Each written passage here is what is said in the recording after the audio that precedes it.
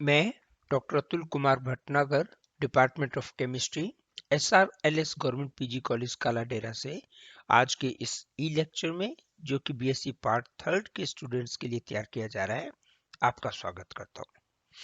आज का जो टॉपिक है ई वीडियो का, वो crystal field splitting in octahedral complexes. अष्टफलकीय संकुलों में डी कक्षकों का क्रिस्टल विभाजन किस प्रकार होता है, इसका डिस्कशन आज अपन इसमें करेंगे।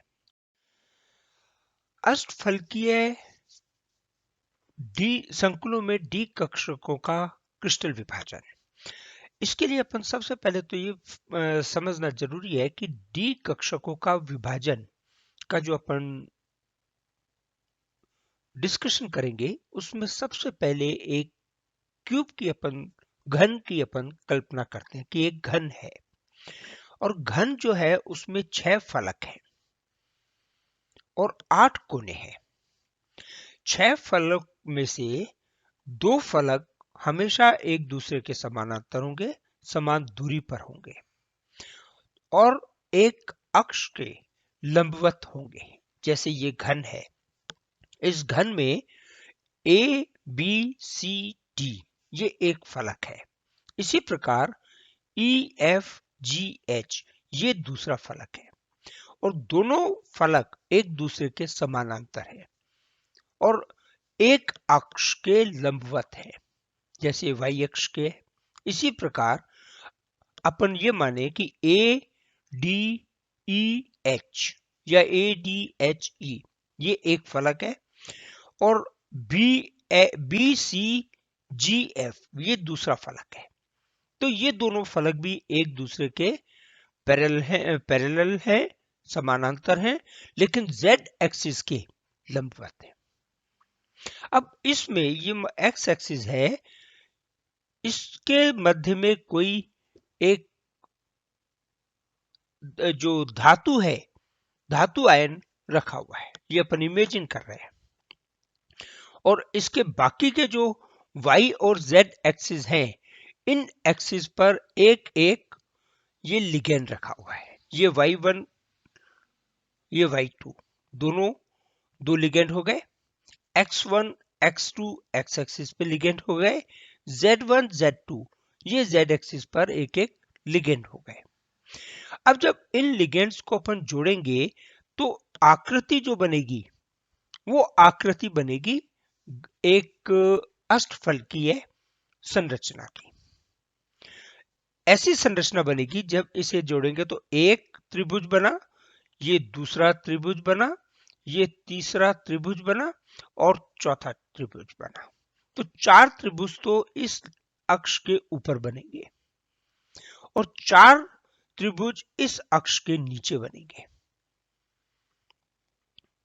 6 कोनों पे अपन ने लिगेंड रखे, 6 लिगेंड रखे हैं, जिससे जो संरचना बन रही है वो प्रकार की संरचना बन रही है, इस प्रकार की। ये एक्स वाई जेड अपने कोऑर्डिनेट से, इसमें ये अपन ने मेटल आयन रखा, ये अपने लिगेंड रखे हुए हैं, 6 लिगेंड।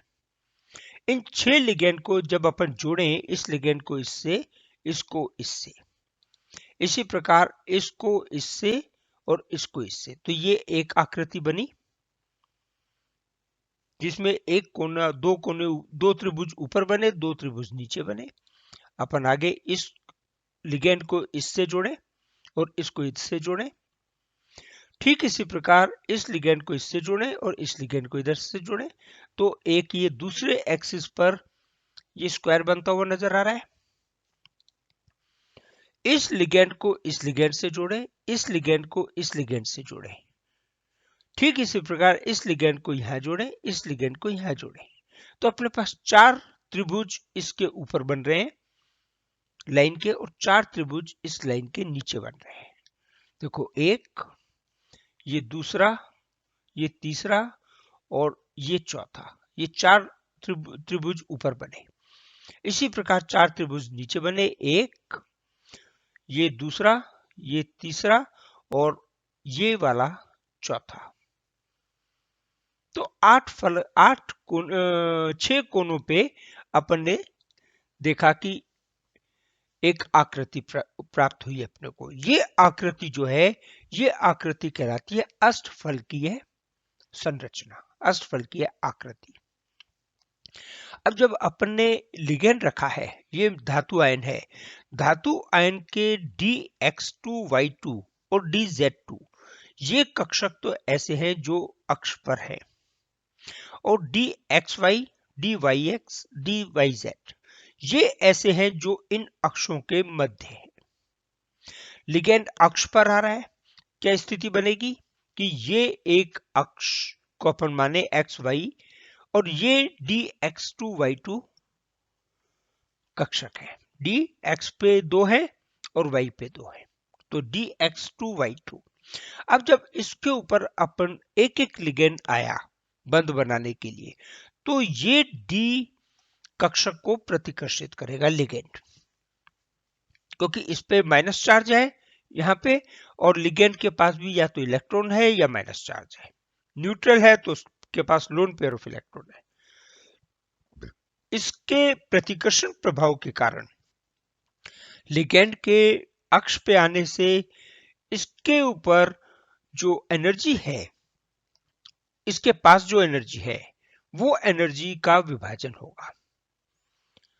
उसी को अपन क्रिस्टल फील्ड विभाजन कहते हैं। ये दूसरे कक्षक है जो X, Y, YZ या XZ वाले होंगे। इसमें अपन ने XY लिया है, DXY।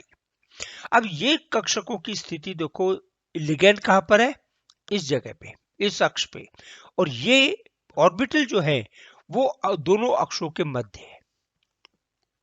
ऐसी परिस्थिति में जो क्रिस्टल विभाजन है इस वाले कक्षक का, वो कम होगा, प्रतिकर्षण इस पे कम होगा, क्योंकि लिगेंड से इसकी दूरी बढ़ गई। इसमें लिगेंड से दूरी नहीं है, उसी अक्ष पे है, इसलिए इसका क्रिस्टल विभाजन अधिक होगा और यह प्रतिकर्षित अधिक होगा। इसको अपन क्या कह सकते हैं कि जब लिगेंड डी कक्षकों के नजदीक नहीं होते तो डी कक्षकों की ऊर्जा समान होती है। ये क्रिस्टल विभाजन कब होगा, जब ये लिगेंड डी कक्षक के नजदीक आएगा। इसके कारण दो प्रकार के कक्षक बनेंगे, एक कहलाते T2G कक्षक, ये वाले बनेंगे DXY, DYZ, DXZ जो कम प्रतिकर्षित हो रहे हैं। T2G जो कक्षक बनेंगे उनकी ऊर्जा कम होगी। दूसरे कक्षक बनेंगे DX2Y2, DZ2, ये कक्षक कहलाते हैं EZ कक्षक। EZ कक्षक वो होंगे जो इस अक्ष के ऊपर होंगे। अष्टफलकीय क्रिस्टल क्षेत्र जो होगा उसमें EG कक्षक अक्षों की ओर अभिविन्यासित है और ये अक्षों से दूर अभिविन्यासित है। जो अक्ष पर विन्यासित है वो उच्च ऊर्जा स्तर पर चले जाएंगे, जो अक्ष से दूर है वो निम्न ऊर्जा स्तर की तरफ चले जाएंगे, उनकी ऊर्जा स्तर निम्न ऊर्जा में स्थानांतरित हो जाती है। कैसे कह सकते हैं अपन इसको कि टी, ऐसा क्यों कह सकते हैं, क्योंकि जो निम्न ऊर्जा स्तर पे जाएंगे और जो उच्च ऊर्जा स्तर में जाएंगे उनका यदि कुल मान देखें तो बराबर होगा। तो अपन ये कह सकते हैं कि T2G कक्षकों का जो स्थायित्व है ये EG कक्षकों के अस्थायित्व के बराबर होगा। EG कक्षकों का अस्थायित्व क्योंकि ये उच्च ऊर्जा स्तर पर जा रहे हैं, उच्च ऊर्जा स्तर पर जाने से अस्थायित्व बढ़ता है, और जब कक्षक निम्न ऊर्जा स्तर की तरफ जाता है तो उसमें स्थायित्व बढ़ता है। तो अपन क्या कह सकते हैं, T2G कक्षकों का जो स्थायित्व है वो किसके बराबर है, EG कक्षकों के अस्थायित्व में। इसे कैसे प्रदर्शित करेंगे, इस प्रकार अपन प्रदर्शित कर सकते हैं। ये धातु आयन के संभ्रश डी कक्षक है, ये नॉर्मल पोजीशन पर है जब इसमें अपन ने कोई अतिरिक्त ऊर्जा नहीं दी। जब इसको अपन ने लिगेंड इनके नजदीक आया, इनका क्रिस्टल विभाजन हुआ, तो उत्तेजित अवस्था में अष्टफलकीय क्षेत्र का जो संभ्रांश है, डी जनरेशन है, वो अपन यहां मान सकते हैं कि ये इसकी एनर्जी बढ़ गई। इस एनर्जी पे बढ़ने पे ये दो कक्षक जो dz2 dx2y2 है, ये ऊर्जा स्तर उच्च ऊर्जा स्तर पर चले जाएंगे। Eg कक्षक जो अपन ने कहे हैं, तो ये उच्च ऊर्जा पे आ गए और ये निम्न ऊर्जा पे जाएंगे। यही अपन ने डिस्कशन अभी पिछले पेज पे किया। तो इसका जो ये जो स्थायित्व ऊर्जा का मान है, ये बराबर होगा इस अस्थायित्व ऊर्जा के मान के। टोटल 5, ये 2/5, ये 3/5, डेल्टा ओ का मतलब ऑक्टाहेड्रल, डेल्टा ऑक्टाहेड्रल, ये बराबर किसके हो गया? एक दूसरे के। स्थायित्व बराबर अस्थायित्व। अब अपन ने जो Eg और T2G माना है, ये क्या है? ये जो संरचना है, अष्टफलकीय संरचना, इसमें एक सममित केंद्र है, सिमेट्रिकल सेंटर है, सिमेट्रिक सेंटर है। ये सिमेट्रिक सेंटर होने के कारण अपन इसमें पदांक G और T में G लगाएंगे। ये कहलाता है Eg और ये कहलाता है T2G। जब अपन टेट्राहेड्रल से कंपेयर करेंगे तो टेट्राहेड्रल में अपन सिर्फ E और T2 कक्षक कहेंगे, उसमें कोई सिमेट्रिक सेंटर नहीं है, कोई सममित केंद्र नहीं है। ये एक इसके लिखने में अंतर आएगा। इसी प्रकार अपन इसकी संरचना जो बनाएंगे, ये जो एनर्जी प्रोफाइल डायग्राम बनाएंगे, चतुष्फलकीय संरचना और चतुष्फलकीय संकुलों और अष्टफलकीय संकुलों के लिए। तो अष्टफलकीय संरचनाओं में तो ये संरचना बन गई।